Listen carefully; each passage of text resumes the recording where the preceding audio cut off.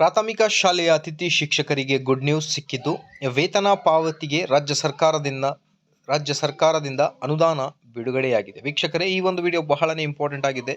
ಅತಿಥಿ ಶಿಕ್ಷಕರು ಇಷ್ಟು ದಿನ ವೇತನಕ್ಕಾಗಿ ಏನು ಕಾಯ್ತಾ ಇದ್ದರು, 3ರಿಂದ 4 ತಿಂಗಳಿಂದ ಅತಿಥಿ ಶಿಕ್ಷಕರ ವೇತನ ಪೆಂಡಿಂಗ್ ಇತ್ತು. ಹಾಗಾಗಿ ಕೊನೆಗೂ ಕರ್ನಾಟಕ ಸರ್ಕಾರದ ನಡವಳಿಗಳು ಆದೇಶ ಬಂದಾಗಿದೆ. ಏನಿದೆ ಇನ್ಫಾರ್ಮೇಷನ್ ಆರ್ಥಿಕ ಇಲಾಖೆಯಿಂದ ಬಂದಿರುವ ಲೇಟೆಸ್ಟ್ ಅಪ್ಡೇಟ್ ಅಂತ ನೋಡ್ತಾ ಬರೋಣ. ಅದಕ್ಕಿಂತ ಮುಂಚೆ ವೀಕ್ಷಕರೇ,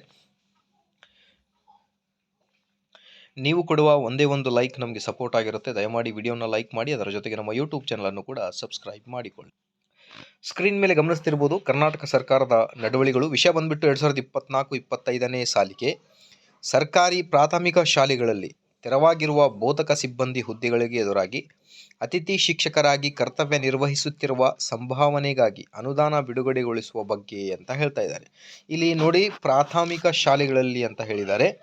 ಹಾಗಾಗಿ ಏನಿದೆ ಅಂತ ಡೀಟೇಲ್ ಆಗಿ ನೋಡ್ತಾ ಬಂದರೆ, ರಾಜ್ಯದ ತಾಲೂಕು ಪಂಚಾಯಿತಿ ವ್ಯಾಪ್ತಿಯ ಶಿಕ್ಷಣ ಇಲಾಖೆಯಲ್ಲಿ 2024-25ನೇ ಸಾಲಿನಲ್ಲಿ ಸರ್ಕಾರಿ ಪ್ರಾಥಮಿಕ ಶಾಲೆಗಳಲ್ಲಿ ತೆರವಾಗಿರುವ ಶಿಕ್ಷಕರ ಹುದ್ದೆಗಳಿಗೆ ಎದುರಾಗಿ ಅತಿಥಿ ಶಿಕ್ಷಕರಾಗಿ ಕರ್ತವ್ಯ ನಿರ್ವಹಿಸುತ್ತಿರುವ ಶಿಕ್ಷಕರ ಸಂಭಾವನೆಗಾಗಿ ಲೆಕ್ಕ ಶೀರ್ಷಿಕೆ ಇಲ್ಲಿ ಏನಿದೆ ಲಭ್ಯವಿರುವ ರೂಪಾಯಿ ಟೋಟಲ್ ಎಷ್ಟು ಅಮೌಂಟ್ ಇದೆ ಅನ್ನೋದರ ಬಗ್ಗೆ ನೋಡ್ತಿರ್ಬೋದು ನೀವು.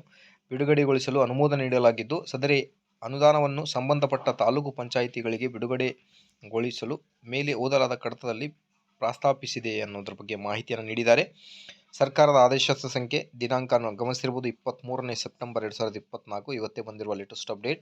ಪ್ರಸ್ತಾವನೆಯಲ್ಲಿ ವಿವರಿಸಿರುವಂತೆ ಈ ಆದೇಶಕ್ಕೆ ಲಗತ್ತಿಸಿರುವ ಅನುಬಂಧ 1ರ ಕಾಲಂ 3ರ ತಾಲೂಕು ಪಂಚಾಯಿತಿಗಳ ವ್ಯಾಪ್ತಿಯ ಶಿಕ್ಷಣ ಇಲಾಖೆಯಲ್ಲಿ ಸರ್ಕಾರಿ ಪ್ರಾಥಮಿಕ ಶಾಲೆಗಳಲ್ಲಿ ಅತಿಥಿ ಶಿಕ್ಷಕರಾಗಿ ಕಾರ್ಯನಿರ್ವಹಿಸುತ್ತಿರುವ ಶಿಕ್ಷಕರಿಗೆ ಕಾಲಂ 5ರಲ್ಲಿ ತೋರಿಸಿದಂತೆ ಶೀರ್ಷಿಕೆ ರೂಪಾಯಿ 24,941.25 ಲಕ್ಷ ರೂಪಾಯಿ